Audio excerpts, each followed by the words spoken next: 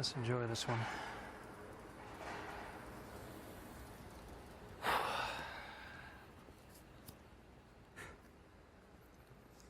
One shot away from history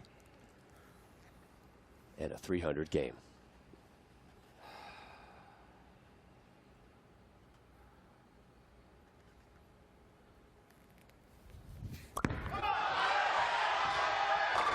Yes!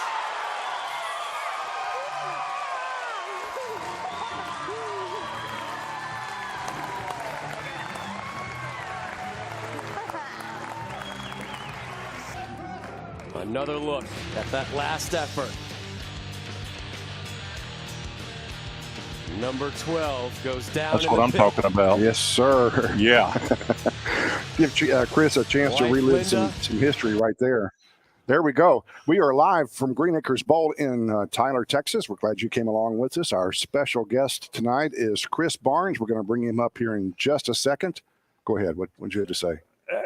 Something. Am I asleep? Pinch me or something. Is this the real Chris Barnes? I mean, you know, if you go on Wikipedia, and I'm sure he'll appreciate this, there are two Chris Barnes. One is a grunge rock and roller, and the other one. Is that like kind of what Garth Brooks did? Is that really Chris Barnes, the bowler? Oh, let's bring him up and ask him. Yeah. That's pretty. So is that other guy? Is that really you in disguise? Yeah, and it's not grunge; it's death metal. It was death metal. That's what it was. Yeah. He's got about 3 foot dreadlocks. We are practically twins. But, that's right. Man, it is great to have you along.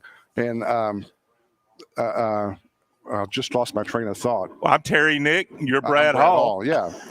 And we do the Second Arrow about once a month here in Tyler. We also bring some live stream bowling events out of Tyler and Longview. We've actually met for about 2 seconds once at the Longview Doubles last year. I think you were bowling with Ryan. Yeah, Trey does a great job there. I've been going there. In fact, he's watching. Let me stick that out there because he made a comment about our intro music. He likes the intro music. That is Seymour Strikes and the 10 Pins doing the intro. So thanks for taking some time out of your busy schedule, Chris, to visit with us in East Texas. We'll have lots of folks asking questions, I'm sure. We don't even know that kind of busy, do we? No way. I don't know. What is Jason? How's the foggy brain? I guess because of last night. Yeah. We did a live stream last night, and I called some person Rita, and I don't even know who that is. I don't even know her, Rita. Well, it's Anita Strike. It's her cousin or sister. Cousin or something. Yeah. Right. So we were listening at that intro there, Chris, and while you were standing there getting your pre-approach, getting ready, we know we could hear what you were saying. Let's make this one count. This doesn't come along very often, but after you settle down, and what goes through your mind after that? You're just trying to execute your plan, and just settle it down and get in and make the moment what it really is versus all the other things you can make up in your mind. But that one's a pretty tough one when there hasn't been that many of them on TV ever, and the chances come few and far between. So it's probably a once in a lifetime chance, and you just want to make your best effort at it and try and get your brain out of the way and just make the shot. Yeah, awesome. Yeah, that's what I have a problem with. My brain, my body, everything else. I get it's all in the way. The whole thing, everything you just mentioned is all the problems that we have, and I can't get it out of the way. So I know in league play when you're approaching a 300, that last ball, no matter what you do, you tend to throw it too hard. At least I do. Is that something that happens with you as well, or is that? I think everybody has a thing, whatever it is. Whether it's adrenaline and you throw it firmer, or some guys overhit it, some guys, will pull it. And there's two ways to go about it. Is just accept that that's what it is, and that's what you're going to do every time, and or you figure out a way to get your heart rate down to a somewhat reasonable level, to where you can play at a throw a shot that's relatively close to what the first 10 or 11 were, hopefully, and. I tend to try and get back to where I get into that same mode where I have a physical game thought approach that goes on all the way through the game, so I can focus on that one in those big moments too. Do you see that shot coming off your hand and tracking down the lane? Yeah. Or is that you do? Yeah, I knew that one was online, but I missed it a little bit at the bottom. No matter how much I was trying to get things settled down, I got a little quick, and I thought that thing was going to flat 10 for sure. And had I known how bad that dark encounter was going to be later on, when it hit the market, I probably wouldn't even been throwing it. But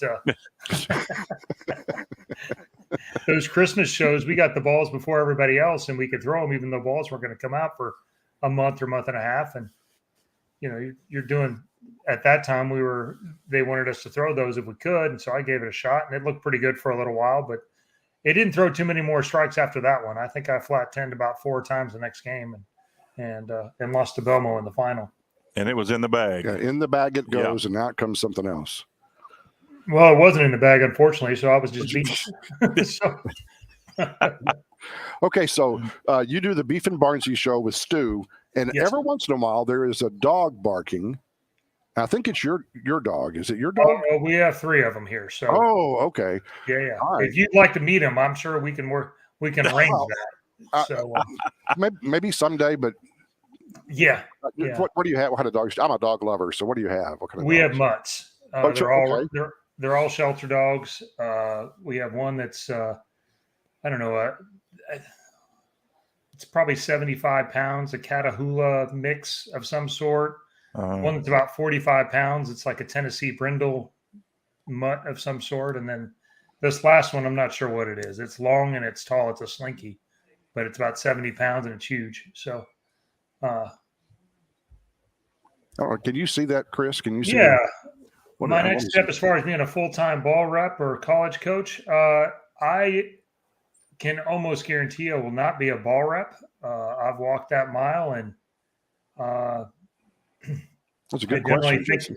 I generally think I'm right a lot. So about the time they don't agree with me, I don't know if I'd be a very good ball rep. So sales is not in your future. No, I mean, we're bowlers, so we have to be salesmen on the off season all the time. But yeah, I mean, there's a tricky relationship there, and that's actually a really hard job. And communication skills and being able to deal with a lot of different personality types is one of those key features, and kind of being a little bit of a B-type personality to work with all of them is part of it. And I'm not so good at that part sometimes. Hasn't Parker Bone been a Brunswick rep for like ever? No. I mean, he helps out a little bit on the senior tour, a touch, not really a lot, but he's been bowling the whole time. So he hasn't been. I mean, he's been a sponsored player, but not a rep. Well, I thought he was a rep. No. Carol's got a question. Now the college coach thing would be interesting. There's talk that Linda and I had over time of coming in and taking over a men's and women's program and coaching like that, but. Ryan's doing great. He just drilled an exotic gem last night and then shot 266, 267, 290 for 823, and it appears he likes it. So there you go. That's his second 800 this week. It's getting. Oh, wow. Yeah. Must be nice. Must be nice to be young. Yeah. It's. I know this it's person. a little crazy. Huh. That's your wife asks good questions, Terry. Yeah, well, she sure does. Yeah. I hope I get better answers. I don't know. And that is a great question, actually, because the grind of it can get a little overwhelming when there's not a lot of success going on. And so playing different games when you're practicing can help, changing things up a little bit, whether it's playing a low ball thing or doing something like that. Now my kids bowl with me, so we can play a little match play and doing some things where I'm practicing, but there's a little more interest level in it versus just grinding shots out, shot after shot after shot. So Ryan and Troy have completely different games than what you have. How do you coach that? I mean, with Ryan being two-handed and Troy being the big back swing guy, lefty. Hey, That's okay. Lefty's good. Lefty's good. I'm a lefty. Yeah, I mean, the best thing about having a left-hander and a two-hander is that I didn't have time to teach both of them how to bowl anyway. So the left-hander was already, he had all the advantages he needed. Oh boy, I hear you, Chris. keep it coming. No, one of the things I've got to work with a lot of the best coaches around. So whether it's Fred Borden or I've been, with Team USA and Jerry Edwards and Gordon Vatican and then now Rick Benoit and Mark Baker. But I am a big fan of how Mark Baker coaches, which is, it's not really a push away system. So obviously Ryan and Troy don't have much. Well, the three of us, and you include Linda in the mix, none of us have the same push away. So by the way that we were taught in the 80s, three of us had to be wrong no matter what it was. And it's turned out that we all did okay for the most part. And so I've learned how to coach a different way with, and work within the intricacies and drum beats each person has a little bit. And so finding what works best. And then there's a lot of key components among the top players that whether it's one-handed, two-handed, left-handed, right-handed, straight, hook, anything. So yeah, I mean, Andy Patterson, nothing wrong with the lefty. Right. Well, Andy. As long as you don't count personality, sometimes. Oh, wow. Can we book Chris again? No kidding. Yeah, like in the immediate future. Yes. Let's see. Yeah, I got a chance to bowl with Bella Castillo. If you're not familiar with her, she's a 13-year-old girl out of Odessa, and she got to bowl in the Chris Paul event. And two-hander, super talented, and as she's growing up a little bit, she's really improving fast. It was fun. I do have some interest in coaching the kids, and the college program could be a possible competitive exit, I guess. To move in that direction. Yeah, I could definitely see you and Linda doing that, no doubt. Yeah. So, kind of an interesting side note: when we first approached you to doing the second arrow with us, you said, "Hey, I can't do it on Mondays because I sub on Mondays." And I'm thinking to myself, "Whoa, maybe it's not a big deal in Plano for Chris Barnes to walk in and sub, but if you were to walk in into Tyler and say, 'Hey, I'm here to sub on Nick Paint's team,' Yeah, so we're going to talk to your agent about getting you to come down to Tyler one night and sub and just see what that does." Well, it is a little bit further commute than I actually bowl at Louisville at the AMF Louisville there at Plano is about 40 minutes for me, so I don't bowl too much league over there. But yeah, some of these same guys that I bowled with when I first came into town 27 years ago, go out and sub on Monday nights when I'm in town, and I'm certainly not a big deal there. That's for sure. How did you and your family pick the Dallas area? I've been coming down here since college, to bowl tournaments. Wichita is a fantastic place to learn how to be a great bowler, learn how to make a living as a bowler, but it's not a great place to make a living as a bowler. There's just not enough tournaments, so you have to travel everywhere. You're either going to Kansas City 3 hours. There's not that much in Oklahoma City anymore now that Richard Altman's not around there. So then you're going to Dallas, which is 5 hours to bowl all the time. And it just, I needed to be a little closer to where things were, a real, an airport that I could get in and out of easily. No state income tax didn't hurt there for a few years, at least. And, but it's, it's a fantastic area to bowl every weekend if you want, aside from the tour. Right. So you are from Wichita. That's where you were born and raised. Topeka. Pretty much. Topeka. Yeah. Yeah, Topeka, and then went to Wichita when I was in college and lived there for 12 years and been down here for over 20. So. Wow. Let's see. So you got 55 perfect games in PBA competition. Do you have any idea how many perfect games you have overall? More than Ryan. But only because he's been bowling for about 2.5 years. I think it's in the 150 range. Okay. So, I didn't bowl much league there for a while, so I have no idea. what the tour number I have a is. feeling he's going to catch up quick. Yeah, I think so. He gets them in bunches right now, and bowling at North Rock doesn't hurt that any. And the fact that I don't bowl at Plano probably works against me a little bit. But yeah, Plano kind of has a reputation as being a pretty friendly house. yeah. We don't have that in Tyler. So, also when you started talking to Chris about the show, we talked about Troy being down in SFA. Oh, yeah. Yep. And I know that track really well also. My wife graduated from SFA, so I know that run down that road very familiar. But what led him to choose SFA? Music. That's music. He's a musician, wants to be a music education. He is a music education major. Had a middle school band teacher kind of change his whole direction and life. And so he's looking to have a similar impact, I think, down the line. So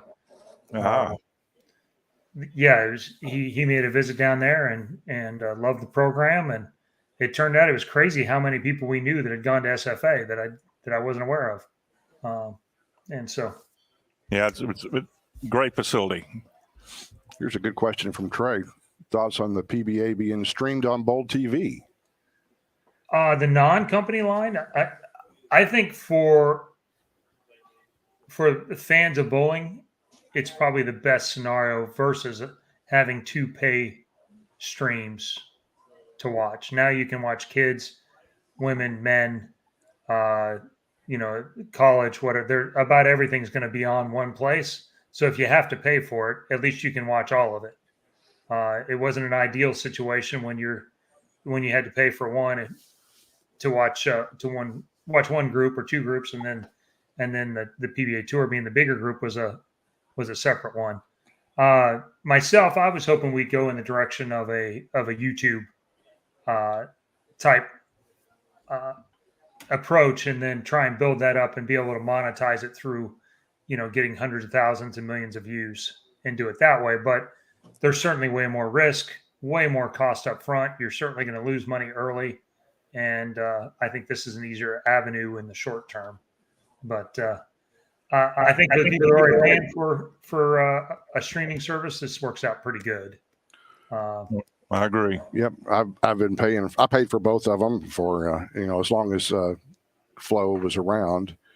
So yeah, it's a little bit of a pocketbook savings moving to one channel, and hopefully that I know there's been a little bit of a rift between USBC and the PBA. Hopefully they'll make amends and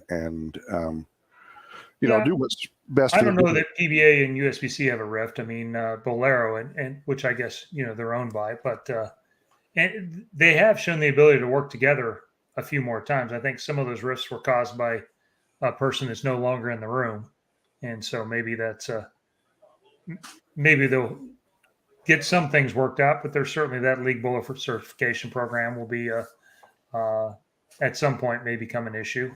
Yeah, and yeah.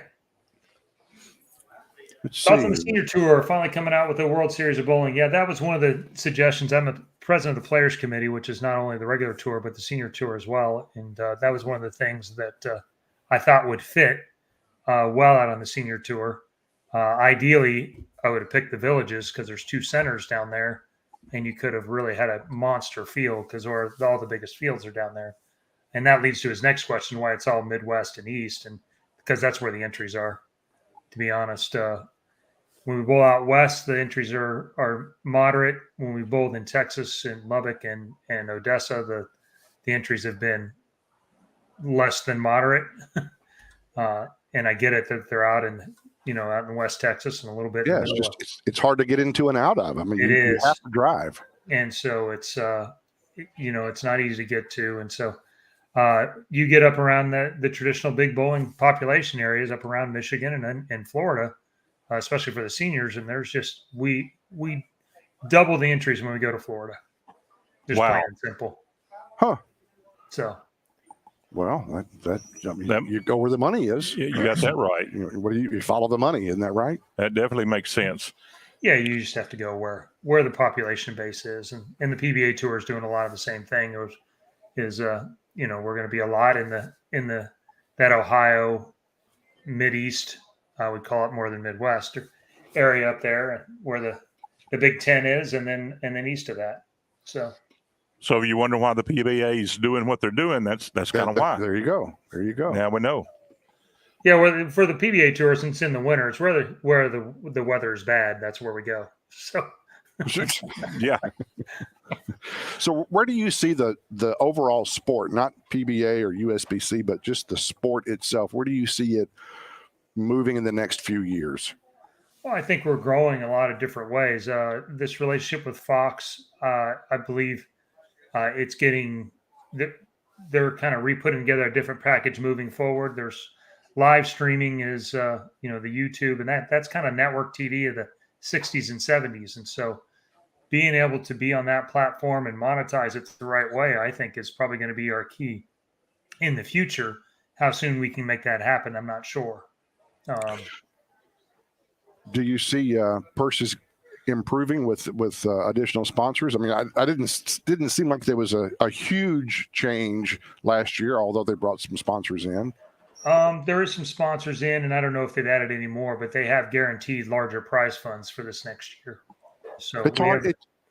Essentially the same number of stops, but they've increased what they're calling them classic stops, the live stream stops, from $100,000 prize funds to $150,000 prize funds. Oh wow, that's okay. good. Yeah, So there you go. pretty significant considering that the fields are still going to be limited to 64 players. There are an elite few pro bowlers that can actually make a living bowling. And that's been a topic of discussion too, and big point from the players committee side is pushing that. And so last year was better. It got spread out to a bigger number that I would say make a living and didn't have to have another job outside, and certainly a much larger number made money of some sort along the way. And I think that will improve pretty considerably in this next year. So what do you think about Longview doubles? You're going to come, you bowl it almost every year. Yeah, I mean, other than Trey, I actually really like it there. So, That's what we say. I come for the steaks and I stay for the bowling. That's there what you I do. So, no, he does a great job there. So hopefully the dates work out. Every time when I'm available, I go there and bowl. I'm looking forward to bowling with my kid as long as he wants to, which may not be much longer. But we're I can't wait to bowl more stuff with him. I want to hang out and be competitive on tour long enough to be able to bowl with him out there for a little bit. So do you see yourself both on the PBA 50 and the regular PBA tour for as long as you can, or are you going to migrate over to the PBA 50 more? Well, I mean, time will tell. As long as I can be competitive on the PBA tour, I'll be out there. And we had a stretch there last year where it wasn't very good, and then kind of rallied at the end of it and made it somewhat okay. But now that we're going to more of an exempt model again, I guess my performance will tell me, because I won't be exempt here at some point. So what do you the folks that were already on the PBA 50, when you turned 50, do you think they had like a sense of dread? Oh no, Chris Barnes is now I couldn't say, but I guess being on the other side of it now and guys coming out, John Janowitz is a guy who I bowl with on Team USA a lot of times over the years, and he's still in better shape than all of us. So I'm sure he'll make his dent as he bowls and when he can. So I mean, I welcome the competition, and hopefully they were okay with me too. But either way. Well, hey, Chris, staying on that track of in shape, what do you do to stay in shape for your sport? What kind of exercise regimen do you have? I do. I had back surgery back in 2015, and then it's kind of traveled over towards my hip, and so I do a lot of band work on a pretty regular basis to strengthen up the stuff around there to keep that from being too painful or too stiff and too weak. And then after that, it's mostly just core and legs. Well, I know when we had AJ Johnson on, he was talking about how the foundation, the legs, were so important with his bowling, and I'm pretty sure that's with you too. It all starts with that approach and that finish and staying where you need to stay. Yeah, as an older player, that's the one thing that you notice that changes. Because say Parker's swing doesn't look any different now than it did, 25 years ago. But there for a while, he wasn't bowling very good, and then I think not so coincidentally, his boys started getting good, and he started bowling with them a lot, and his legs look better now. And he bowled last year on the senior tour like it was 2002. Wow. And yeah, I mean it was the old Parker, the good Parker, that he just kept shooting 250, 260, and 270 all the time on TV shows, and so that led to a lot of wins. Well, staying with that also, how does your kids affect you? You're saying you're bowling with them, and they try to beat Dad, you try to beat them. What's going on there? Yeah, I mean, well, the difference is his were in high school and bowling, and mine didn't bowl in high school. They just started after that, and so when they come back, we get to bowl a little bit more. But I still have to be on my own. Just keep, more. It's motivation. Every time you post another video of shooting an honor score, either one of them, and I gotta tone up my game a little bit so they don't run me over when they come home. So. Yeah, you got that right. We've actually got some video of Troy's 298. Most recently down in Nacogdoches. We're going to run it a little bit later. We do a video segment of honor scores for the last month or so in our area. Yeah, I'm proud of him. He didn't really bowl much at home, and he hasn't really taken advantage of the instruction possibilities because he didn't really start till he got to college, and so he averaged about 195 there, and gets to bowl once a week, but he's becoming pretty decent. So, well, also speaking along that line, your favorite charity of the Strikeout Diabetes, could you talk to us a little bit about that? Well, yeah, that started back. Troy was diagnosed when he was 6, and so he's almost 21 now. And so a couple of years after that, as we kind of got a bigger, better picture of the whole thing and the 25 million people that have it, and type 1, and how many more, millions and millions more that are affected by type 2 as well. And so I say we, but really Linda started a fundraiser and did a bunch of work to raise a lot of money. And over, we were able to run it for about 6 or 7 years. And we still run charities through that still organization. The one event we don't do, but we still raise money. We over $500,000 we've donated to JDRF here in the Dallas area. That's great. Wow, that is great. So for you to consider a tournament to go to a non-PBA event, mm-hmm. what are the what do you have to check off the list for you to say, okay, I'm going to go to this tournament, or I'm not going to go to this one? What are your? Well, I mean, prize fund obviously comes into play all the time. Prize fund and format are the first two things. So someplace like Longview Doubles, where it has a good prize fund and it has a solid format with the 3-game double elimination. It's not one of those gimmicked up formats that that gives a lot of people a chance, but minimizes the chances of me winning, I guess, so to speak. Then that's what I'm looking for first. And ROI, how much my expenses are versus what place do you have to finish to break even, kind of all plays into it. And so do you bowl the Greater Tulsa Open? Do you bowl that one? I haven't bowled GTO much. It's been a long time. I just wondered. We just got back from that one, and I saw Pete Weber's name on there and a couple other names, and I that just didn't seem like a tournament that would really interest a professional bowler because it's the format is. I mean, historically, I bowled it when it was was it Oil Capital back then? Okay. And back when you couldn't win it because there's the handicap guys win it every year.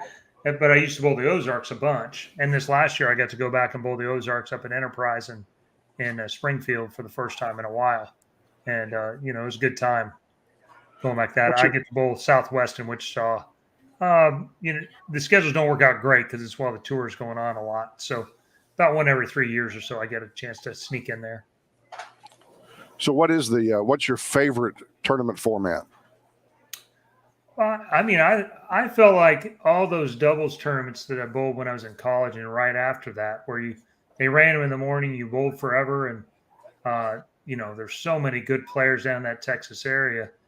I thought that's where I really learned how to bowl, and learned what scoring pace means, and learned how to bowl them when they were slick and when they were dry, and figuring out what it was going to take to win in a given match, and that's a different kind of bowling. And so I enjoyed those doubles tournaments with the three game double elimination thing.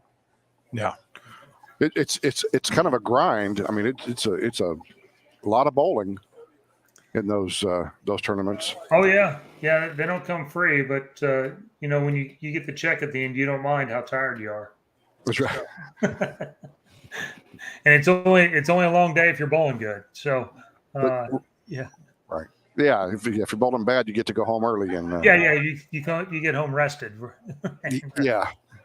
And that's a bad thing. So we're saying, it's almost like we're doing this backwards. That's a bad thing.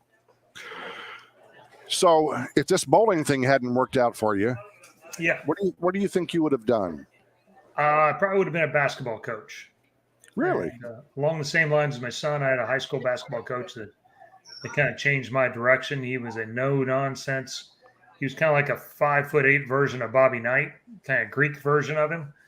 He got so mad he couldn't say your name, spit it out when he'd get so mad. And but everybody was accountable, from the best players to the worst players, and no days off. You learn to play a certain way, practice a certain way, and prepare a certain way, and that carried over later on when I didn't have coaches that made me go practice or made me go. That was the way things had to happen to be successful, and we were successful, and so I carried those habits forward.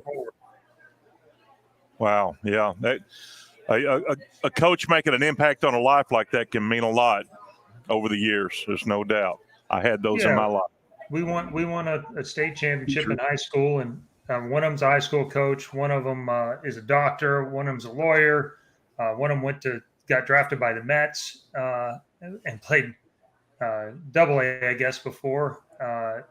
And none of them actually went to play basketball, ironically, but all ended up being pretty successful at life. And I think some of that discipline and accountability side of that played a part for all of us.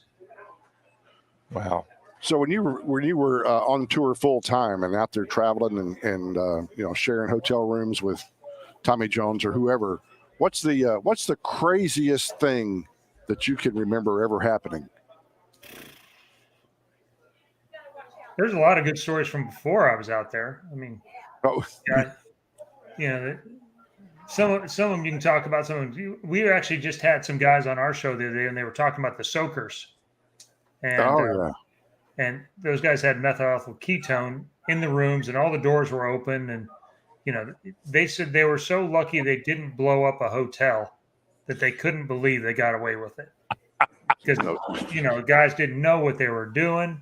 Yeah, and they were so desperate to try and keep up that everybody had to get in the bandwagon there. So that was probably the scariest one of the bunch. No kidding. Were you in the same hotel?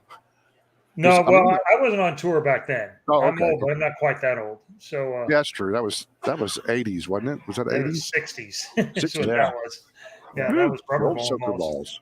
So yeah. No, that was well before my go. But I mean, there's stuff with pranks and different things.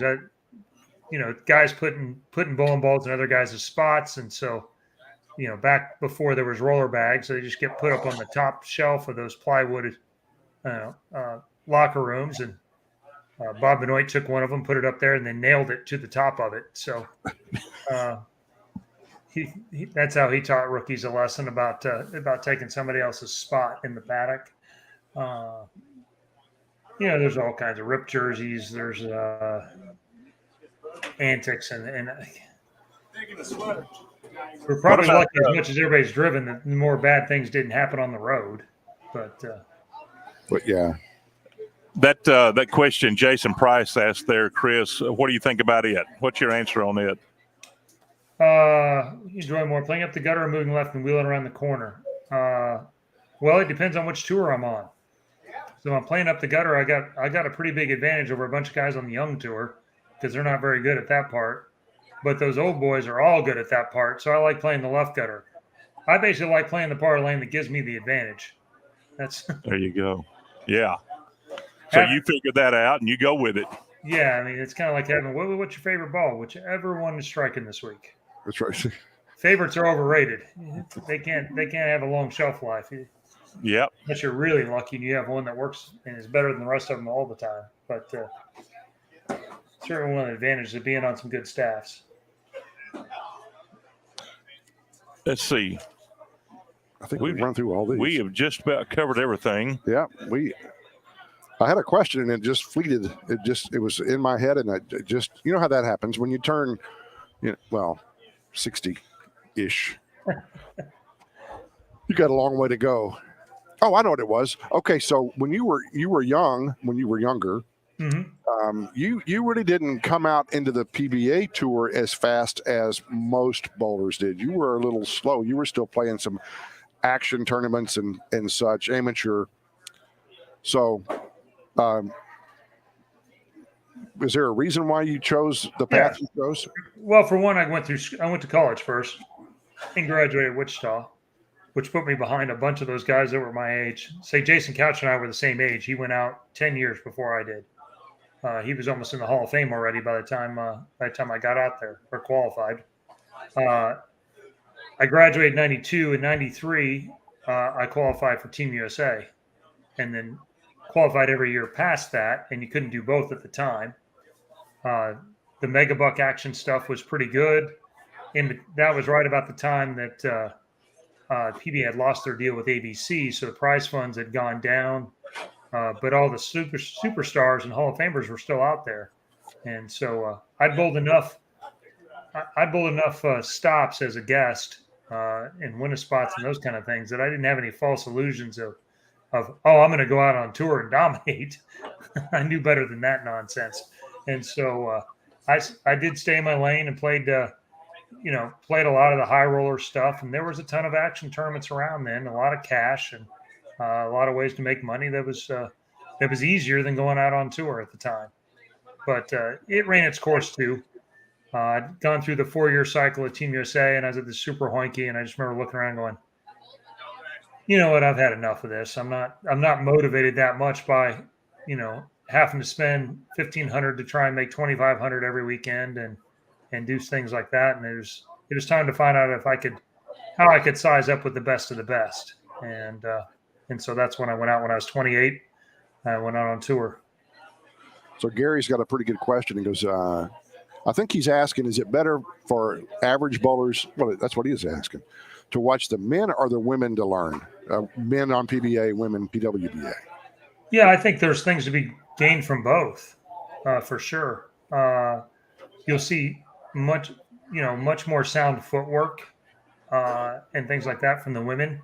You'll see obviously more dynamic releases and those kind of things from a lot of the men. And so it depends on what you're looking at from a pure technical aspect and balance and that. There's a lot of women that are excellent. Turns out so are the top guys, that they don't get there without being able to do a lot of the same things. They just do it with a lot more power. But as far as lane play and how they attack lanes and versatility, I think you probably see more on the men's tour. Okay, we got to make sure that we get your sponsors in. We have sponsors, but make sure we get your sponsors in. So who are you on staff with? I'm on staff with 900 Global, with Coolwick and Vice, and then through our Beef and Barngy show, we're also sponsored by Platinum Ford there, which is about halfway to Tyler. So from where I'm at, that it is. And why is it just Platinum Ford? Because it's like Platinum World. It's like Disney World of cars all of a sudden. They're expanding every day. I don't know why, actually. We had Adam Vinci on our show, and as you say, you have a bunch of questions, and one of them that never really got asked, because they do have like 8 or 9 dealerships, and they cover most of the brands, I think. I think they're building two more. I was up there just the other day. I think they're building New Dodge, I think. Dodge and a Chevy, I believe. Yeah. and all of them with the platinum. I mean, they're all platinum. Yeah. No, Definitely expanding. that Terrell facility has like 5 brands there, I think. But It's nuts. it's I was huge. in the car business for about 17 years or an entire lifetime, so I can appreciate those guys. They work their butts off. It's a tough job. It's rewarding, but you spend a lot of hours in those car dealerships. So Well, hey, we've talked a lot of bowling, and that's what we're here for. But I want to ask one question of Chris's early days when he was doing putt-putt. Oh. You just can't live that one down. I just can't leave it down. I'm interested. Yeah. What do you want to know? I mean, what led you that direction? I mean, what was going on? Well, my father had passed. I'll try and shorten this up, but my father had passed when I was about 11, and so my mom worked at a greenery nursery, and they had 2 passes to this place called Sports Center, and it had 2 putt-putt courses, a goofy golf course, and a par 3. And so, a friend of mine, my mom would go drop us off in the morning when she went to work at 8 a.m. and then pick us up when she got off at 5, and we would go play, like 27 holes of the par 3, and then we'd play putt-putt over and over and over. And I was there; it hadn't been picked up yet, and they had tournaments on one night, and these guys came out there and they had their, bullseye putters and the whole thing, and they're getting ready to go, and I'm just kind of running around with them, and I wasn't playing all the right shots, but I was making enough shots. They're like, "Oh, you should do this," and I played a couple local tournaments, and then the Midwest Putters Association had tournaments that came around, and they had one in Topeka there at that course, and I ended up winning the match play part of that, so I got to go to the finals. You get spots, throughout the year, and so I got a spot. Went to the final thing there and finished 3rd, and then I played amateur for 2 years, and then I played pro until I was a freshman in college. So is that still a thing? Is professional putt-putt still a thing? It's still there. It's not. It's certainly much smaller, and putt-putt as a whole, as a brand, is really it struggled to stay relevant. And we have a putt-putt course right next to the bowling center here in Tyler, Green Acres Bowl. It's on the same proproperty. There's a lot of them around, and they've taken off the signs and repainted them a different color so that they're not because they're not franchised anymore. But it was a pretty cool thing, and it was a little bit of a jump start. My high school senior year, I made the TV show, or qualified for that Skins Game TV show by winning Region 9, and so I ended up playing that in April, and then that same November I made the Skins Game show for the Shoot for the Stars thing, where I got to bowl with Marshall Holman and Mark Roth, and so I played about 4 more tournaments that summer, and that was the last time I ever played competitive putt-putt. So. I just found that fascinating. Yeah, it's pretty cool. Especially anybody playing one sport professionally, and then you find out in the background they used to do something else and they were really good at it. And so I just kind of If it doesn't pay much, I'm okay at it. Yeah. So. What is that a question? No. Yeah, no kidding. Yeah, Trey knows. He bowled a lot of these things. So I bowled a ton of world team challenges. There was Jim Welch seemed like he had a big tournament once a month down in Dallas. I was traveling once or twice a month down there from Wichita to bowl something for, 4,000, 5,000, 10,000, whatever. There just seemed to be stuff all over the time. And so you're just on the constant hustle. I figured I took off about 7 to 8 days a year for the most part, where I didn't bowl at all back into my teens through 20s. So did you and Linda, have y'all bowled many doubles tournaments together? We did bowl the Red River a few times, actually quite a few times there for a while. We won the right-handed tournament a few times, which was good for 2nd and 3rd, but we never did end up winning it. So she's retired now. She hasn't bowled in the last 4 years. Oh, really? So she has shoulder surgery, wrist surgery, back issues. They're just, once you stop bowling on the tour, it was a lot of pain to go through just to bowl league. And, I understand that. And at the time, the boys didn't bowl. Now that they bowl, she's been thinking about it, but we're having a hard time getting her back out there. She So knows it's coming. when Tommy Jones shot the 300 at the Hall of Fame tournament, because you guys have had a friendly rivalry for years, and obviously y'all are good friends, and I've actually seen y'all practicing together at the ITRC. So, Yeah, we are really good friends. And that being said, both of us would like to one up the other a little bit. well, sure. So, but That was pretty. We were actually there at that tournament and saw him shoot the 300 live, and that was really cool. Saw you pick up what was it? 4.6. Yeah, 4.67 or yeah, 4.710. I don't remember what it was. It was something. It's a split that you don't pick up. It was one of those bizarre. Pin flies out of the back and trips the 10 or whatever it was. I don't think Oscar was particularly happy about it. No. Yeah, that was right before COVID hit and shut everything down. So, well, speaking of pins flying, I have to ask another question. Your trick shot, the Flying Eagle. Yeah. Is that your trademark? Is that your best trick shot? It probably is. I can't take credit for it though. I guess Mark Roth and some guys had done it, and maybe Vera Papa had taught these guys to Petraglia, and Petraglia had showed me how to do it back at a Brunswick fundraiser back in the late 90s. And so I took the one version of it for a singles part, and because the real ways you have a 7 on one lane, 10 on left, and you got right hand and a left hand, and you make them cross. And that's the real eagle part of it. But yeah, he taught me how to do that, and I only broke one deck light while I was learning how to do it, and so I was waiting for somebody else to do it, because the pin's in a funny spot, and unless you practice it, there's no way to know where your ball is in that spot. Right. People have no idea, and so you think it's a close one. It's also the hardest one. You think the PBA will bring back some of the trick shot challenges on that, or is that forever gone? History has a way of repeating itself, and it at some point it'll be gone long enough that it'll be fresh again when it comes back. And so a lot, but it is harder to do a lot of those tricks now than it used to be. When they cut the wood and they actually got them flat all the time, the lanes, you could do some of those slow rolling balls tricks that, but now with panels that fluctuate all the time with heat and humidity, and it's hard to find a lane that's actually flat enough that you can do it. So yeah, you just have to have different ones, and maybe a new group will have some more creativity and find some things they can do. Which was something we were watching them oil the lanes before we started tonight. So, do you prefer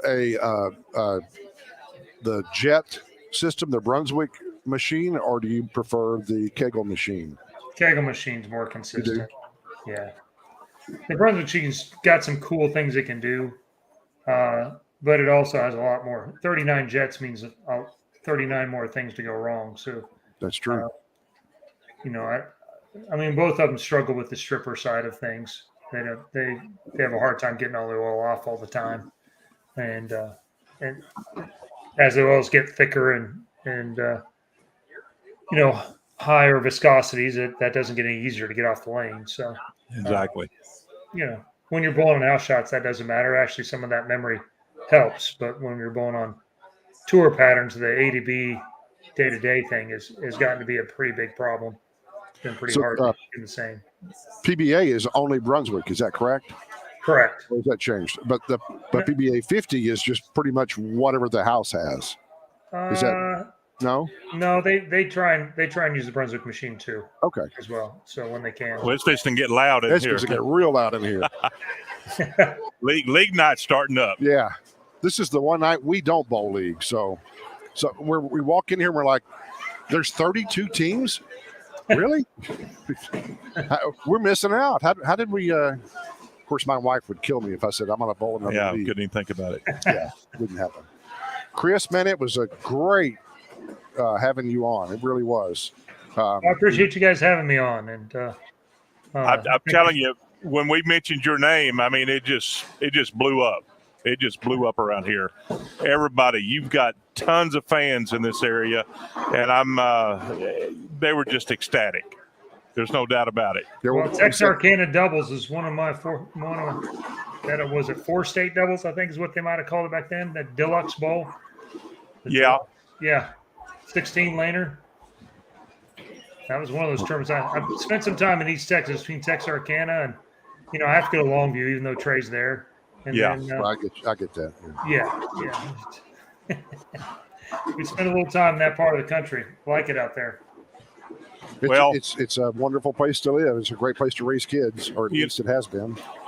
Me and some guys were talking just yesterday about you coming on the show, and it seems like all the years that I've watched you bowl, you've always had this moxie about you, and it's like you knew something your opponent didn't know, and you knew that you were going to beat them. I mean, it was this look on your face, this way you carried yourself. It's just always been awesome, and I've loved to watch you bowl all these years. I appreciate that. It was a pretty fun ride there for a while. Got to play towards the top for a minute. So you got a long time to bowl in the PBA 50 too. So yeah, just dominate that like you dominated the regular tour. Well, I'd like to think so, but we'll enjoy it around this time a little bit more than we did the first time around. Less work, more fun. Yeah, that's right. All right. Well, again, thank you very much for coming on, and we will hopefully talk to you again soon. Maybe we can have you on again down the road. We try to do this, like I said, about once a month. We both have full-time jobs, so the job has to come first. But bowling's our passion, so definitely. Thank you, Chris. Well, thanks, guys. I appreciate you having me on. Right. God bless you, and we'll catch you next time. Yeah. Happy holidays, you guys. Thank you. Yeah. All right. See thanks. You. All right. Boy, that was cool. Was that not awesome? That's my favorite word, awesome, and it was awesome. I'm telling you. It seems to be overused. There's, it is overused, but it makes his point a lot of times. Okay. We did promise we had 300s to run. Let's run the video on that real quick, and then we'll sign off. So here's the 300s from the last month or so. All right, who do we have here? Old Gary Milner going for perfection. That was really a good ball.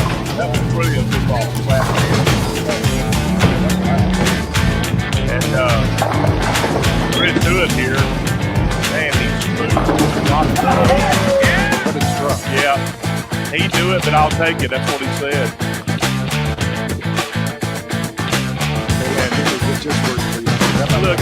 Look at here, Taylor McKinley. Look at him go. You have to have Andy. Talking smooth.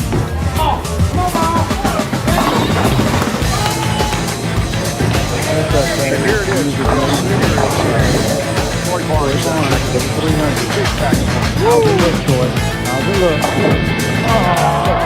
Oh, man. He was reaching for the monitor on that back. Yeah, he was.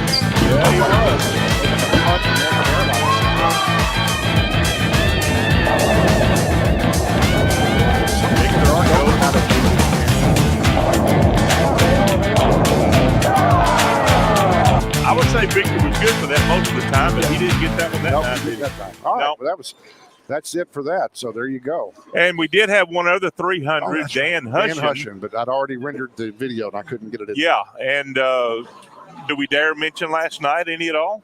Oh, well, sure. Yeah. We had a clash last night. Dan Hushin came out victorious. He throws a 300 Monday morning, comes out to the clash on Tuesday night and wins the clash.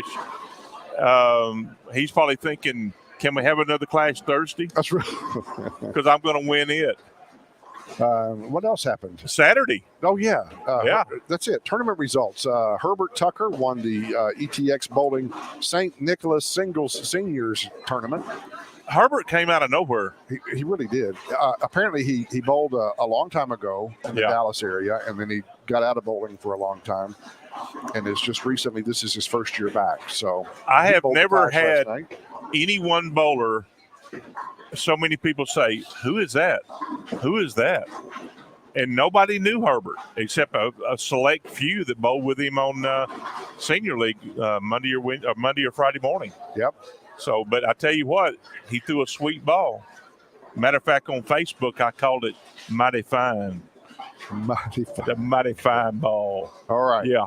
Then we had a doubles tournament back in October that had that was the ETX Bowling Saint. No, it wasn't the Saint. No. What was it? Striketober. Striketober doubles. And who comes up with these names? That must be Anita Strike that comes up with those. Anita comes up with those. Yeah, she.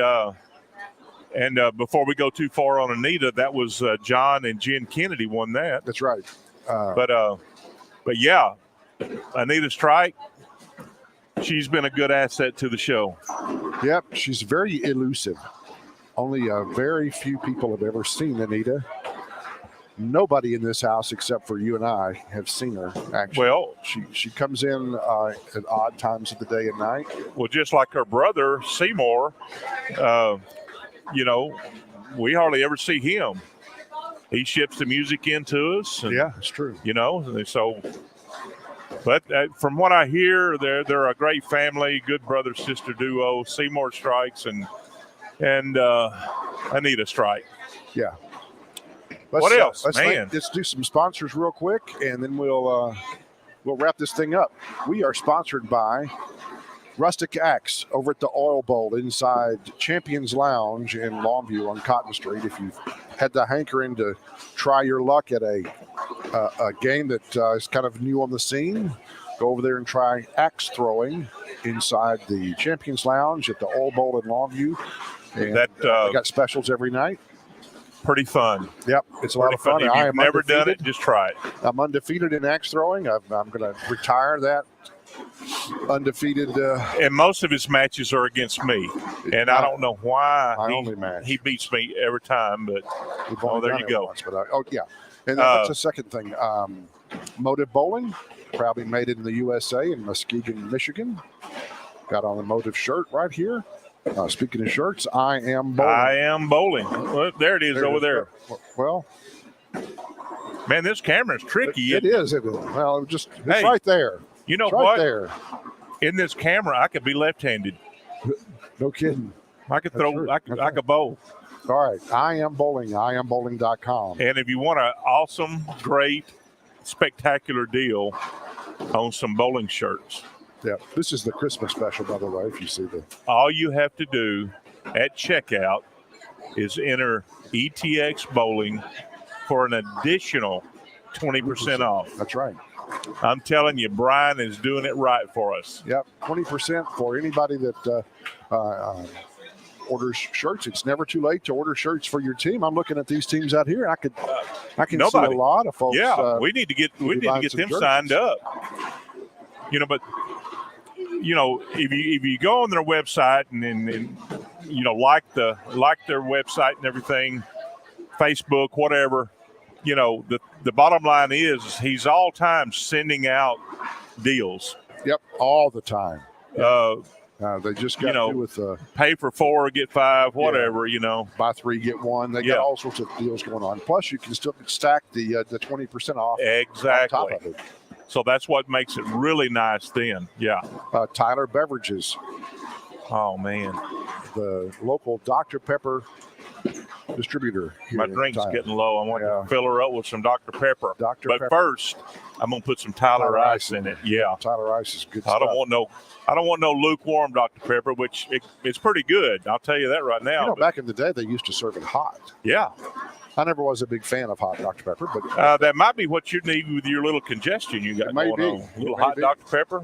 I wish I could say it was just little. And this has been going on for about 3 days, and I'm. All right. Did we leave anybody out? I don't think we did. No, I don't think. What do we got coming up soon? Anything? Christmas. Merry Christmas, everybody. Yeah. I hope you guys have a great This is probably season. the last show we'll do before Christmas for sure, unless we sneak in another one, which I don't see it. This is show number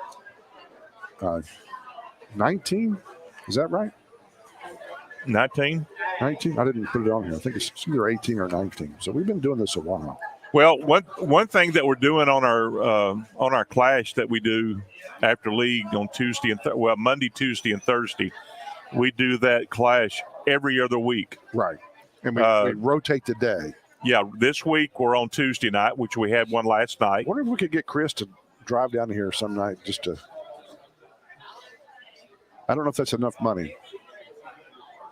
We need the ROI would be good because it's only a $10 entry fee. Well, he did mention something that might spark his interest.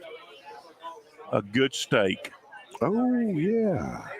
You know, a good steak. So, you know, we might could pump him up and say, hey, if you're heading this way, you know, come on by. We got a steak ready for you, and let's bowl the clash. Never know. But you know, because some of our elite bowlers have really struggled in the clash. I mean, John Kennedy, who is one of the better bowlers in East Texas, he can't seem to get past the second round. Well, it's getting that way for me. Well, you made it. I'm wanting to move the clash away from these lanes right here. See, you're 25, 26, you're 27, 28. You got to play the lanes. Don't blame the lanes. Play the lanes. Says the lefty. It's still a lane. Just because I'm staying in my lane. Did I get out of my lane? No. Well, but what I was getting at a minute ago was we had the clash last night, Tuesday night. We'll skip next week. Week after next, we'll have it on Thursday night. Then 2 weeks from then, we'll have it on Monday night. Yeah. Now, the holidays may affect that a little bit, may throw us off some, but once we hit January, we'll get back on schedule. So Monday, Tuesday, or Thursday, every other week, we're having a clash. So I think what Andy said last time we had it on Monday night, every 6 weeks we come around to their league. Yeah. Every 6 weeks. So, yeah. Well, and then it's every 6 weeks for every league. Yeah. So yeah, that's just what it is. It is what it is. Well, and then along with everything else that we do, we just don't have time to squeeze anything else in, hardly. This is kind of cool doing this out here. I mean, you know, there's a lot of noise, but I it's a bowling center. Yeah. We may consider this more often out here. Well, we chose this, just so you know, we chose out here because of the Wi-Fi in the building is a little suspect in the area that we normally stream in, which is a separate room. Yeah. And, we haven't really found a good hardwired connection yet, so but we'll still work on it. All right. I think we've done all the business we're supposed to do. Peace, everybody. Merry Christmas. Have a happy New Year.